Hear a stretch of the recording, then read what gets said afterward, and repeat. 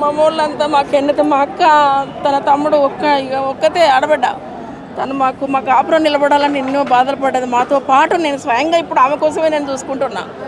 ఇట్లా బంధువులు మా పెద్ద అందరూ త్యాగమ్మ మాకు చాలా చాలా ఎన్నదంటూ ఉండి నడిపించారు. కానీ తాను మట్టికి మొక్కమోని విశ్వాసంతో ముందుకెళ్ళి ఎన్ని బాధలు, ఎన్ని అవమానాలు, ఎన్ని నిందలు ఎన్ని భరించిందంటే తను ఒక బ్యాగ్ వేసుకొని ఒక జత బ్యాగులో పెట్టుకొని మళ్ళీ ఒక జత ఒంటి మీద పెట్టుకొని తిరిగి వచ్చిండు. నా 3 బిడ్డలు నా దగ్గర చిన్న బిడ్డలు నా బిడ్డలు.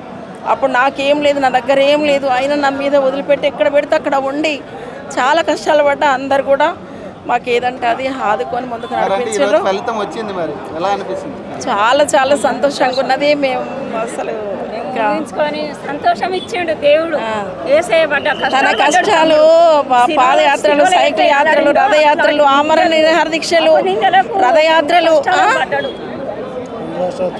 ఎన్ని అంటే తను వచ్చేది కూడా ఇంటికి వచ్చేది కూడా మాకు తెలియదు అసలు. ఎన్ని రోజులు అసలు నేను అనుకున్నా అమ్మ ఢిల్లీకి పోయిండు, సుప్రీంకోర్టు తీర్పు వస్తుంది, వచ్చింది ఆనందపడ్డాం. కానీ తను అక్కడ వచ్చినా కూడా ఇంకా 15 రోజులు కూడా రాలేము.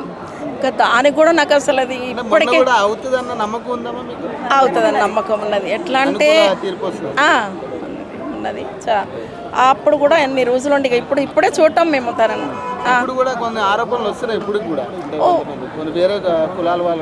అందరి కులాలు మళ్ళీ కూడా ఇబ్బంది పెడుతున్నారు. కానీ మరి సుప్రీంకోర్టు ధర్మాసనం అయితే తీర్పు వాళ్ళు సరైన తీర్పు ఇచ్చారు కదా. మరి ఎన్ని సంవత్సరాలు, 30 ఏళ్ళు కదా, 30 ఏళ్ళు ఒక మోదీ గారు వచ్చి మాట్లాడడం అంటే అది మామూలు కాదు కదా. తనందరూ ఎవ్వరు తెలుసుకోకపోయినా తను తెలుసుకున్నాడు, అర్థం చేసుకున్నాడు. అందుకు అర్థం చేసుకొని ముందుకు నడిపించి తను ఇప్పుడు ఇది ఒకటి తీసుకొచ్చండి, న్యాయాన్ని తెరిపించండి. మరి నెలల తరబడి ఎప్పుడైనా మీ ఫ్యామిలీని వదిలేసి ఢిల్లీ చుట్టూ, హైదరాబాద్ చుట్టూ తిరగడం బయటకు వచ్చి దీనికోసం పోరాడినటువంటి రోజులు ఏమైనా గుర్తొస్తున్నాయి? ఎందుకు రావు? అన్నీ మాకు అవన్నీ ఉంటాయి కదా, గుర్తులు ఉంటాయి కదా. చాలా కష్టాలు పడ్డాం. అని తను అన్నీ చుట్టేసి వచ్చి కూడా హైదరాబాద్కి వచ్చి కూడా ఇంటికి వస్తాడు మేము ఎదురు చూసేవాళ్ళం. మళ్ళీ ఇక్కడ నుండి వేరే ట్రైన్ ఎక్కి వేరే కాడికి వెళ్ళేవాడు. అప్పుడు ఎంత డిసప్పాయింట్ అయ్యేవాళ్ళమో మా పిల్లలు నైట్ వచ్చినా కూడా పొద్దున్న లేసరికి డాడీ లేడా అమ్మ అంటే వెళ్ళండి అని చెప్పేటం. ఇంకా నేను చాలాసార్లు నా మనసులో తనకు చెప్పుకునే బాధ కూడా నేనే మాట్లాడుకునేదాన్ని, తనకు చెప్పేది కూడా నేనే మాట్లాడుకునేదాన్ని. మరి పిల్లలతో ఎగడం అంటే మామూలు కాదు కదా. ఒక కుటుంబంలో ఉండి కూడా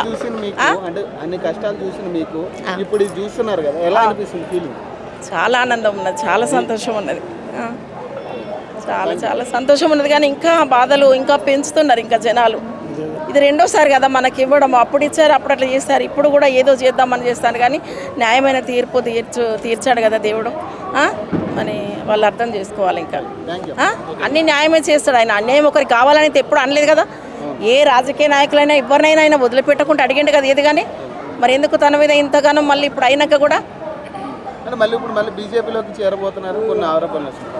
బీజేపీలో అంటే ఇప్పుడు అది తను ఇప్పుడు చెప్పాడు. మరి అవి అలాంటి ఎన్నో వచ్చినాయి. మరి ఇప్పుడు వర్గీకరణ ముఖ్యం మనకని వర్గీకరణ సాధించిండు.